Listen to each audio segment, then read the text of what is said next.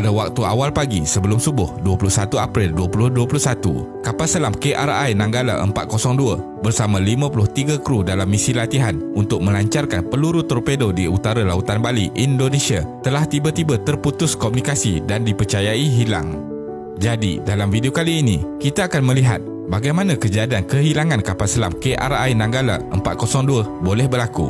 Teruskan menonton.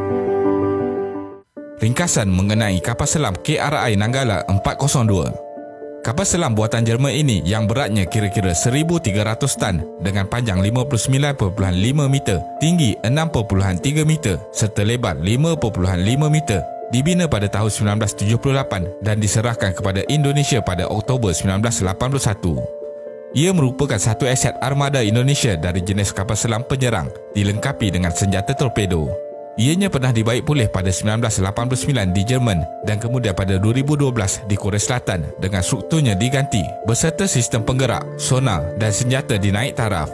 Umur KRI Nanggala 402 iaitu 40 tahun juga dianggap tua oleh penganalisis kerana kapal selam jenis ini biasanya digunakan untuk tempoh 35 hingga 40 tahun. Lebih 60 kapal selam buatan Jerman model U-209 ini telah dijual dan ianya digunakan oleh tentera laut di seluruh dunia seperti Greece, India, Argentina dan Turki sejak setengah abad yang lepas. Kapal selam ini boleh beroperasi dengan baik dalam kedalaman sehingga 250 meter hingga 500 meter. Apa yang berlaku? Kapal selam KRI Nanggala 402 sedang dalam misi latihan peluru torpedo pada awal pagi 21 April 2021. KRI Nanggala 402 membawa seramai 49 kru kapal, 3 pakar senjata bersama seorang komander kapal. Pada jam 3 pagi waktu tempatan, kru kapal telah meminta kebenaran untuk menyelam pada kedalaman 13 meter untuk meneruskan pelancaran peluru torpedo. Pada pukul 3.30 pagi, busur kapal selam masih lagi kelihatan oleh kapal pengiring pada jarak 50 meter.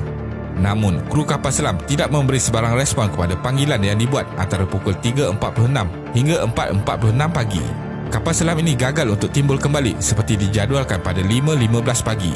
Tiada sebarang isyarat kecemasan dibuat dari kapal selam sepanjang kejadian berlaku. Misi mencari dan menyelamat. Misi mencari dan menyelamat dimulakan secepat mungkin kerana bekalan oksigen di dalam kapal selam untuk kegunaan kru hanya mampu bertahan selama 72 jam sahaja, iaitu sehingga 3 pagi hari Sabtu 24 April. Kapal selam KRI Nanggala 402 ini mampu menyelam sehingga kedalaman 500 meter namun tidak akan mampu menahan tekanan kuat melebihi kedalaman sehingga 600 ke 700 meter. Perairan Laut Bali boleh mencapai sehingga kedalaman 1,500 meter.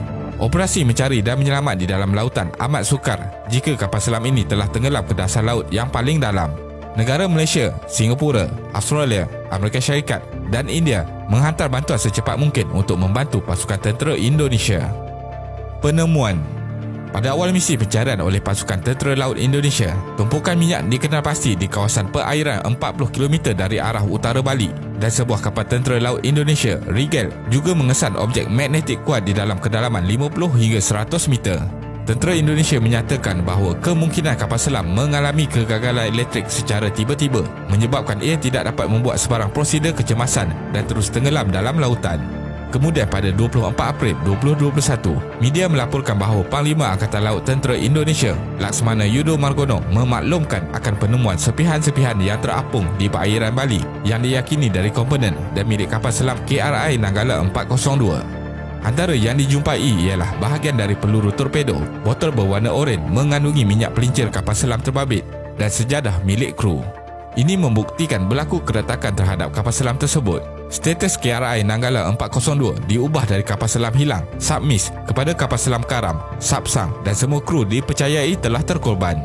Kapal penyelamat kapal selam Singapura, MV Swift Rescue, adalah aset penting dalam misi pencarian di laut dalam dan tiba di perairan utara Pulau Bali, Indonesia 24 April 2021. Kapal MV Swift Rescue ini dilengkapi dengan sebuah Submarine Rescue Vehicle SRV yang dipanggil sebagai Deep Search and Rescue SEAK DSAR-SEAK dan boleh menyelam sehingga ke kedalaman maksimum 900 hingga 1000 meter.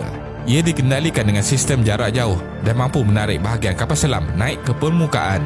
Pada malam 25 April 2021, berita telah melaporkan bahawa MV Swift Rescue telah menjumpai KRI Nanggala 402 yang berada di kedalaman 838 meter dalam laut. Ketua Angkatan Laut Indonesia menjelaskan bahawa kapal selam KRI Nanggala 402 ini dipercayai telah terbelah dan pecah kepada 3 bahagian. Berdasarkan visual yang diperolehi, terdapat bahagian kapal yang masih kukuh serta terdapat bahagian yang mengalami keretakan kecil. Pasukan ini juga menjumpai baju keselamatan MK11 yang kemungkinan tidak sempat dipakai oleh kru kerana keadaan kapal yang tidak stabil. Selepas penemuan ini, proses seterusnya akan ditumpukan untuk mengeluarkan jenazah semua kru. Kesimpulannya, tragedi yang berlaku kepada kapal selam KRI Nanggala ini sangat menyayat hati dan menyedihkan, terutamanya kepada kaum keluarga yang terlibat.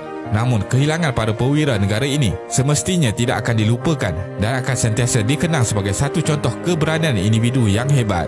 Terima kasih dan selamat jalan para pejuang. Terima kasih kerana menonton dan jangan lupa subscribe. Jumpa lagi.